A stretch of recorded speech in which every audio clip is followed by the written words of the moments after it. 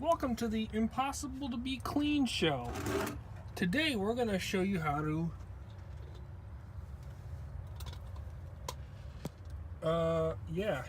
Today we're going to show you how to remove a fuel filter, and replace on a 2003 F350 6.0 turbo diesel. First, 36 millimeter. It goes right here. Okay.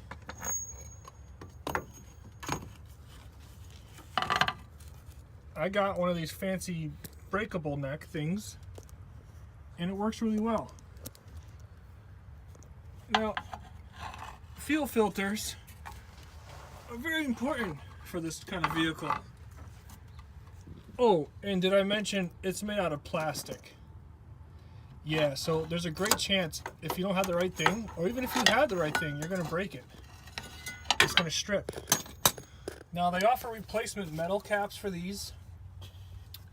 Metal, recommended, okay? I replaced this a while ago, this whole assembly here. I made a video, but I never uploaded it, so oh well. First thing you want to do is you can knock this tab off here, just to kind of give you extra clearance from this line. Just move it up out of the way. I mean, be gentle with it because it's old brake lines. And then you're going to get the socket on there, and you're going to loosen it. It's going to pee everywhere. So I'm going to bust this sucker loose real quick, and then I'll start back. Welcome back. So eventually, once you get this loose, you're going to start noticing it's dripping, right? That's either fuel or water. Most likely fuel. So grab yourself a bucket, position it underneath. Now, what's going to happen is you're going to put a bucket underneath. It's not going to catch all this fuel. Okay, what's going to happen is it's going to follow this frame, and it's going to follow it all the way up to the point where you're staying, right? And it's going to start peeing all over you. So what you'll do is you'll build a paper dam with paper towels or something up here, okay? Downwind towards the rear, okay? And that's going to save you a lot of mess. This is a very messy. I've never been clean doing it. I actually got changed into my. I have dirty clothes, but I put my super dirty clothes on for this job. So I'm going to go put paper towels here, and then we're going to let this sucker pee out. All right, so I stuffed a little bird nest size lump in there, and I'm going to go ahead and try my best to stay clean. Okay, this is deeply threaded. Sorry for the long unthreading process. All right. Okay, you see what it's doing here? It's somehow traveled underneath, right? Like I said, it's mitigated, not prevented. Now you can go crazy with it, right? Just put as much paper towel as you can in there, depending on how clean you want to stay. And it comes right out. The filter stays in there sometimes, it comes with it sometimes. It does what it feels like. Now, there's an O-ring on here. There's one that comes in the kit. So you just take it off, which I'm not going to do here. I'm just going to have to shut it off and do it. And then you get your fuel filter out. Oh, yeah. And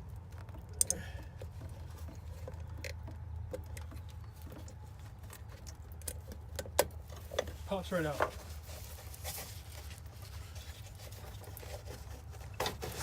Oh yeah, there we go. See, this one's pretty clean. Just kidding. So I'm gonna change that out. You put the new one in there, okay? Inside the cap, there's a little place where you can plug it in first. So plug it in the cap. Well, whatever works for you. I mean, you can plug it in the cap. You can not plug it in the cap. You can put it in there first. I think putting it in there first is actually what you want to do. Yeah, put it in there first. I'm trying to remember back. I haven't changed this in a while. Put the filter in there, then put the cap on and thread it on. You guys are in for a treat. Not only are you learning how to do the fuel filter, but you're about to get an unboxing video. Today, we have a FD 4616, right? This is the Motorcraft fuel filter for a 2003 F350 6.0 triple diesel piece of shit truck. So you buy this, we all know the 6.0 has two fuel filters, one underneath and the one on top, which I saved for last. Now these are the metal caps I was talking about. I replaced them. I had bought a kit. So here's important, listen to this. I bought this kit, right? It came with one of these for the oil filter, one for the fuel filter, and one for the lower fuel filter, right? Which looks almost similar to the oil filter one. That didn't fit. The oil filter size one didn't fit on the fuel filter. Okay, so there's 3 pieces, 1, 2, 3. Third one didn't fit, so now it sits in my garage. Check the reviews, okay? I wanted everything to kind of be blue. You see, I got this. Whatever. That's for another time. Anyway, so when you buy these, you're like, oh shit, there's only one box. Well, there's 2 in one box, right? In the store, I'm sure you opened it up and realized that already.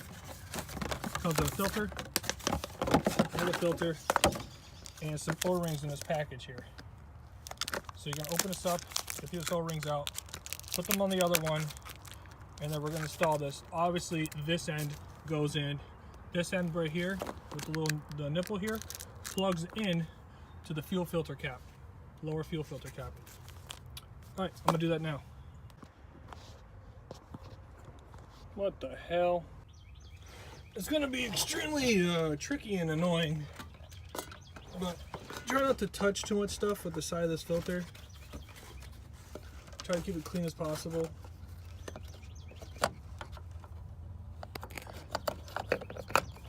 Navigated up and in that housing. Sorry I'm shaking. I clearly don't have a cameraman. Alright. Push it in there. Make sure it's seated.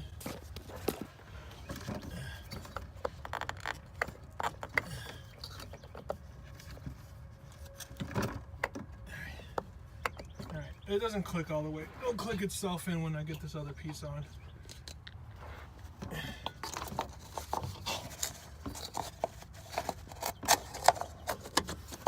Put the cap in.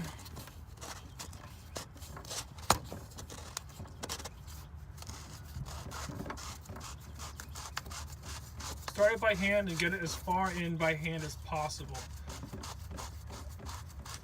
I'm sure there's a torque for this, but when I torque these down, all I do is I make it tight, I make it snug, and you don't do anything crazy and you don't get excessive. After you start the truck up, observe to see if there's any drippage, and make sure that dripping isn't coming from your frame where you spilled all the fuel earlier.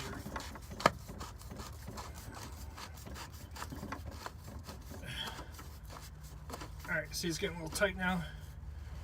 Alright, good. And I'm going to snug it down the rest of the way with that 36mm. Alright, now that it's all snug down, just remember to put your fuel line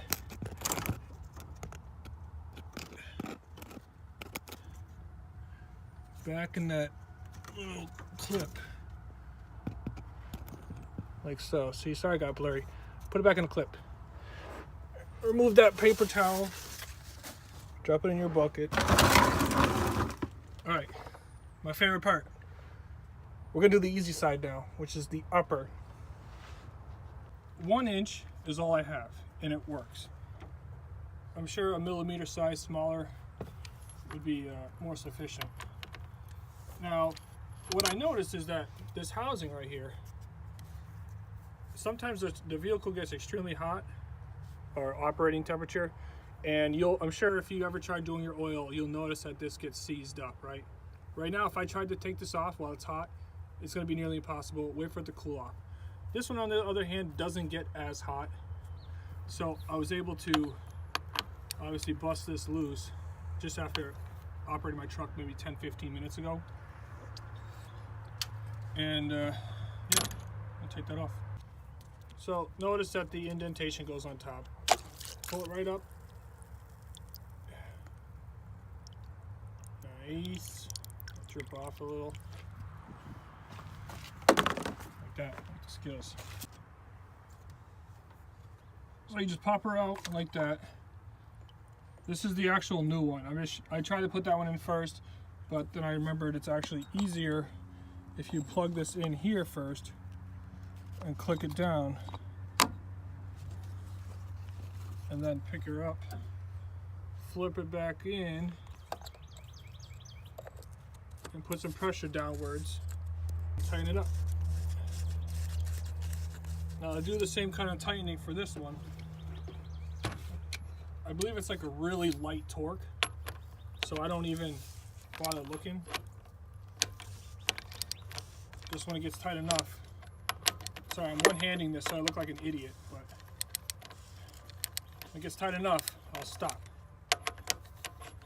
Wow.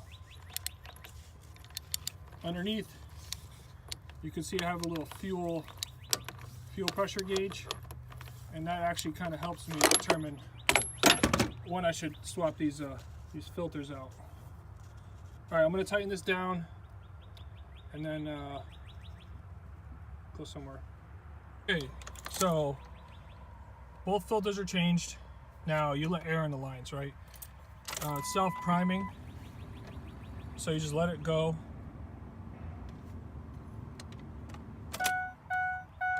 Do it again. I do it 3 times with my little fuel pressure gauge. I was drunk when I installed this one, so the kind of went crazy. And then start it up.